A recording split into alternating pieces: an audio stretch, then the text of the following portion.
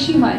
আচ্ছা, তার মানে ওনার, আচ্ছা তাহলে শ্বাস প্রশ্বাস জনিত রোগ আছে ওনার, ঠিক আছে। সেটা আশেপাশের আমাদের ধুলো ময়লা বা পরিবেশের দূষণের থেকে হয়, সেই দূষণ থেকে ওনাকে দূরে থাকতে হবে। আর খাবারের ক্ষেত্রে যদি বলেন, ইমিউনিটি পাওয়ারটা বাড়াতে হবে যাতে ঠান্ডা ওনার না লাগে। আর ইমিউনিটি পাওয়ার বাড়ানোর জন্য আমাকে লেবু জাতীয় যে টক ফলগুলো হয় না, মোসাম্বি, কমলা লেবু, আপেল, নাশপাতি, এই টাইপের ফলগুলো ভালো করে খাওয়ান। আমাদের সবজি আর ফলে, আমি এতবার সবজি আর ফলে জোর দিচ্ছি কেন, সবজি আর ফল আমাদের ভিটামিন আর খনিজ লবণগুলো দেয়। আর ভিটামিন আর খনিজ লবণই একমাত্র জিনিস যেগুলো আমাদের শরীরে রোগ প্রতিরোধ ক্ষমতা গড়ে তোলে। তো যত রোগ প্রতিরোধ ক্ষমতা গড়ে উঠবে আমাদের, কোনো রোগই আমাদের ছুঁতে পারবে না। তো সেই জন্য সেই কনসেপ্ট থেকে আপনাকে ভেজিটেবলস আর ফ্রুটস খাওয়াতে বলছি বেশি করে, ঠিক আছে।